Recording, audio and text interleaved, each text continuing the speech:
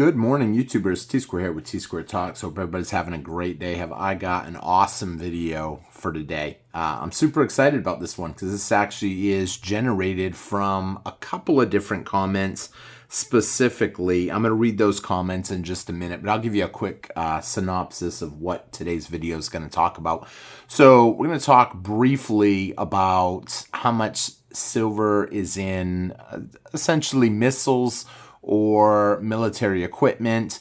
We're also going to talk a little bit about where's the demand coming from for silver, and does it really have an impact on the price? And then we're also going to talk a little briefly bit about what's going on in the silver markets right now. So with that getting started, if you guys enjoyed the video, please help me out. Hit that thumbs up button because I try to do videos that are tailored to you guys' most important questions and what you guys are kind of interested in, what's going on and how that can play out. So with that being said, I appreciate everybody watching more than you know. Those of you that do hit the thumbs up button every day for me, I can't thank you guys enough, for real. I am trying to make a go of this and keep pushing the YouTube channel. And so the more thumbs up we get, the more comments, the more anything that helps the algorithm, essentially, sharing, whatever. And most importantly, just for me, I like it when y'all leave a comment, because your comments are kind of what I either look up or essentially move on to talk about or to look up if I don't know. So today's two comments, they kind of tie together. The first one's really short. It was by Roger Smith, and it was, is the world going to war? Do you know how much silver is in each missile? So we're going to talk a little bit about that briefly with an answer that I think kind of points to that a little bit. Do I want to go to war? Of course, I don't want to go to war to see my silver go up. But the fact of the matter is the outcomes of what's going to happen have no impact on whether I stack silver or I don't. The secondary comment that we're tying into, which started out with this one, but it kind of ties in with this one. So this was actually the first comment that I had seen. It was from Chris in Virginia, and it was... we will have to agree to disagree a little here, even when there is a single purchase of almost $50 million in just American Silver Eagles. It really didn't throw the markets for a loop. It made great news, and a little bit of hype may have affected the premium slightly back in July of 22. Having said that, I will agree that industrial demand is definitely increasing. Central banks may be buying up gold, but its photovoltaics and weaponization defenses uses the most silver for consumption. In my opinion, retail sales are but a blip on the screen. So we're going to talk about these couple things. And like I said, you can kind of see how the two tie in to each other. The first way to answer, I'm going to answer the missile question. And it kind of made sense when I started looking around the internet for different info. Being prior military, I know how the military is about, they're not going to give away too much information.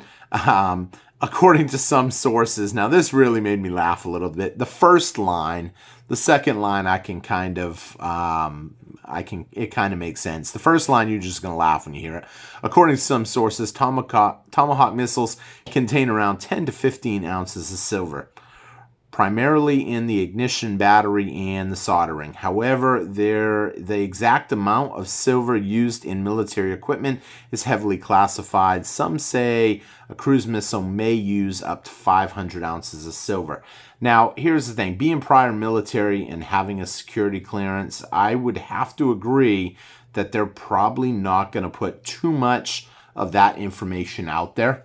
But I would believe the 500 ounces, and I would believe that there's always going to be someone out there that puts out rumors. Rumors do sell silver, essentially. You know, if they come in and they say, oh, we're going to war and look how much silver we're going to burn. Do I think we're going to burn a lot of silver if we go to war? Absolutely. However, it's not just that has the direct effect. it has a lot, in my opinion, to do with the uncertainty. Anytime you have any kind of global uncertainty, more people are going to flock to gold and silver because, let's face it, wars cause spending. I mean, some people will say, no, wars can get you out of a federal debt, the debt. It can get you out of all kinds of stuff. It can help the economy. No. War, if you're involved in a war, it does not help your economy. In fact, it's going to make your government spend more money on missiles, more money on weapons, and essentially it's going to put us further in debt. Now, I will say that if you're not involved in the war and you're supplying other countries, then it can be good for business. You know, more money comes into the country, you're producing the stuff that they need, and they're buying it from you. And in some cases, we've seen some countries back both sides, but we'll get into the Rothschild stories in a whole nother video. With that being said, that kind of covers the missile thing. Now, you know, where is the bulk of this demand coming from? You know, there's always going to be a story out there, I think, to sway people away from what's really happening. And I touched on this in a short video the other night, my 1-minute shorts. If you haven't seen them, I recommend you kind of stop over, click that shorts, kind of comb through them. It's a lot of little 1-minute tidbits of information where you can pick up a lot of information in a real consolidated time frame. You know, it's like Cliff Notes. So where is the demand coming from? Well, everybody that we're talking to today, everybody on YouTube, everybody around is pretty much telling you the main story. It's coming from photovoltaics, and it's coming from military weapons, missiles, that type of stuff. And do I think that that is a huge impact? Absolutely. But I'm convinced that they're not going to tell you the main thing. Why would they tell you all the demand for silver is coming from solar panels? What do they have to gain from that? You know, because the truth of the matter is there's a lot of countries out there that don't want to go green. They're too invested into oil and gas, and they're not trying to go green. Is China making up a lot of solar panels? Is India making up a lot of solar panels? Absolutely. And I'm convinced that when they put an excuse out there, whenever you buy something, if you're trying to, I don't want to say corner the market, but if you're trying to buy a lot of it, you're probably not going to tell people why you're buying it, the true answer. Because here's the thing. If they tell you solar panels, what's the first thing you think of when we go into a recession, which I firmly believe there will be one coming? You know, the first thing you think of is, okay, that means any kind of manufacturing is going to start to slow down. Oh, great. That means they won't be buying silver anymore. Oh, great. That means I can sell my silver and buy it later for cheaper. That's what they want you to think. They want you to think these stories that the big dip is coming. We're going to see silver go back below 20. We've heard that before. They're going to want you to think, oh, everything is about ready to come down. Prices on everything's going to come down. They want you to believe the lies. They wanted you to believe that the Hunt brothers in the 70s were two guys were buying up the entire world supply of silver. Think about that. If someone said that story today, you would call them insane. Literally. Everybody out there is going to say, oh, there's so much silver out there. A lot of people will tell you that. Now, so they can't spew a lie that contradicts another lie. Now, do I think there's a lot of silver? Heck no, there ain't a lot of silver. We're seeing the COMEX get destroyed right now. That's why we're seeing the prices rise, because eventually the COMEX ain't going to have the silver to deliver. Now, I know there's a lot of people out there that are going to say, no, the paper market controls the price. And to a certain point, yeah, that's true. The paper market, if they put enough shorts out there, they can bring the price down. But wouldn't it make sense to believe that, yeah, they do that, but they also have invested interest to keep the system going? And if the COMEX fails to make delivery of a big shipment of silver, that's game over. That means the game is literally over. The cat is out of the bag. See, what's really happening, in my opinion, is just like in the 70s, we were experiencing really bad inflation, not hyperinflation, but bad inflation. And we had to think of ways to kind of get people to not want to buy silver and gold. We wanted them to buy dollars, bonds. We had to figure a way to get rid of even more dollars.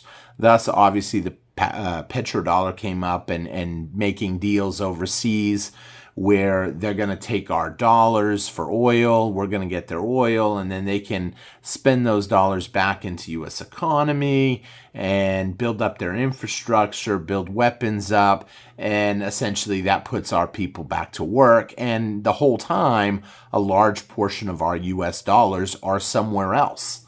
And just like I've said time and time again, I mean, if you own a business and you're writing out checks every day, if people are cashing those checks in and buying other stuff, well, you're going to start to run out of money. But how great would it be if all of a sudden you could convince people to hold those checks for a little while? It would be tough. I can't even think of a way to do it. Well, I have heard of a business doing it. They actually post-dated all their checks. Is kind of a comical story when I was talking to one person that was having a kind of a tough time, and he started post-dating every check that his company wrote out for like a week or two out. And when you think about that, that means the bank or the individual had to sit on that check for a week. Now, you're going to get paid, so there's no real harm, but in a way, you're basically getting other people to carry your debt. And that's kind of what the U.S. has been doing for a long time by convincing people, one, American citizens, two, other countries, to hold our dollars so they can go back and buy oil. Then essentially they're holding our paper.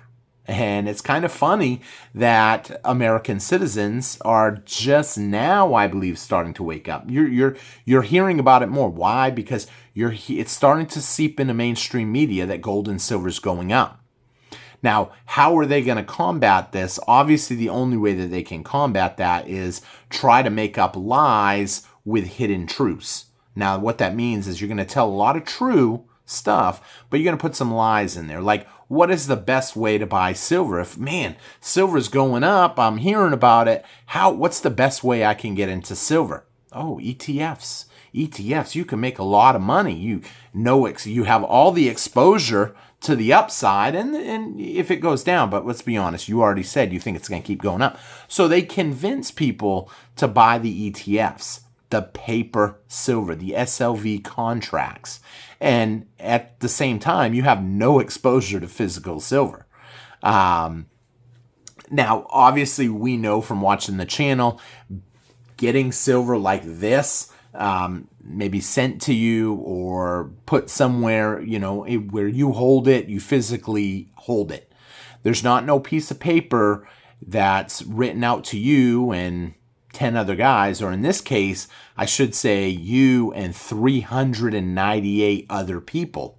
Now, how did I come up with that number? When you look at paper to silver ratios right now, you've got a 1 to 398 to that same ounce of silver.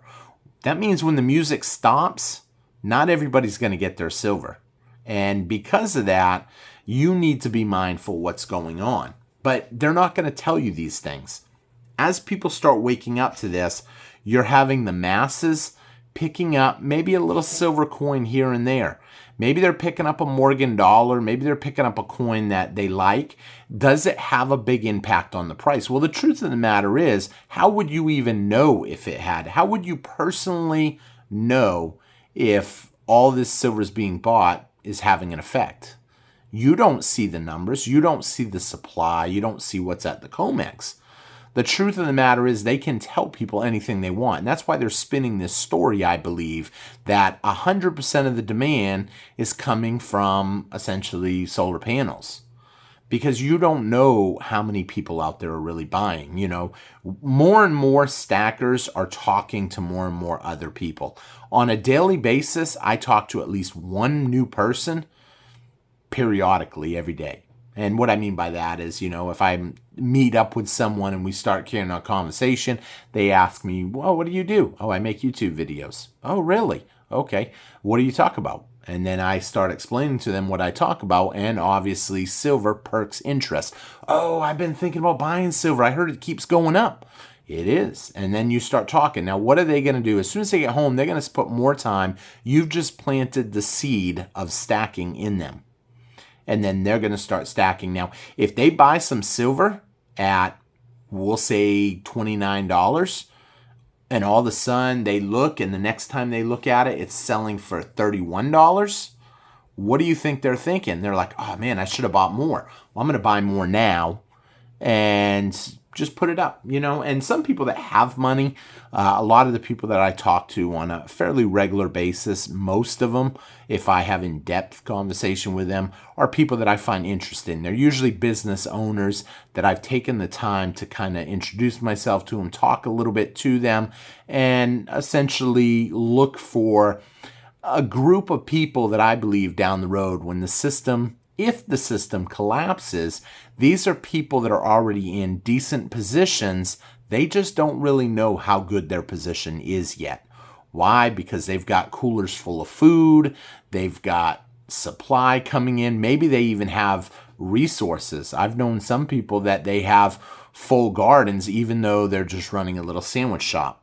I mean, when you think about it, there are places out there that try to grow their own stuff, which is kind of cool. Usually that stuff runs a little bit higher, but when food runs out or something major happens, does it matter what the price is on that stuff? No. And here's the thing, I get told this all the time. Oh, no one's going to care about silver when they don't have food in their stomach and they don't have any food on the shelves. That's not true, because if you grow, we'll say, tomatoes in your backyard and you're getting thousands of tomatoes right now, what do you do with them all? You can't eat them all. You have to get rid of them. You've got to give them up for something else. Well, what is the most common thing that people are going to take? Something that has a universal value. They're going to know what's happening with silver and gold. And anybody that doubts that only has to look at places like Venezuela, Cyprus, Weimar, Germany. It's endless, the stories that are out there on this. And gold and Bitcoin, I mean, yeah, they have value because the system is set up in place right now for that. And gold will always have value, and Bitcoin will have value maybe as long as the system keeps going. But when the electronic grid goes down, or when everything is scarce, how many tomatoes are you going to give me for an ounce of gold? I mean, really, that's where silver comes in. That's one of the reasons why I like this kind of silver. Because this kind of silver still has low premiums. These are just mercury dimes. They're broken up into a bunch of, see if I can focus in, a bunch of small coins. They're easy to trade. 14 of them equals a 1 ounce of silver. And essentially, it's something easy to trade with. So with that being said, I hope I answered those two questions a little bit. I'm sure there are going to be people out there that are maybe set in their ways. However, it's definitely something to think about. And here's the thing. We're seeing silver start popping back up. We knew once the Fed had their meeting, if they lower interest rates, that's it. Silver's probably going to keep going up. There's only so much they can do to keep the system going. And they're looking for other ways to keep it going right now. So when you see these dips, my personal opinion, not financial advice, is I'm taking the opportunity to pick stuff up. Do I catch the dip at the bottom? No, I don't. But if I catch it to where I save $1 an ounce, I'm happy with that. And these people that think that it's going to keep going down indefinitely, do I still think that we could see under $30 again? Yeah, I think we could. But a lot of it's going to depend on what the Fed does next week. And next week is closing in fast. And a lot of it is going to depend on how the short positions play out at the end of this month. It's the end of the financial quarter. A lot of stuff is going to kind of hit home. We got a bunch of big key numbers coming out. These are all things that are going to affect stuff. So with that being said, I thank everybody for watching. I hope you enjoyed the video. And please, like I always say, leave me a comment because I really do enjoy reading your comments. And as always, please hit the thumbs up. If you're not subscribed, take a minute, hit that subscribe button, help me out. We are trying to grow the channel. And I will see you guys again on T-Square Talk. Take care, everybody. Have a great day. Bye-bye.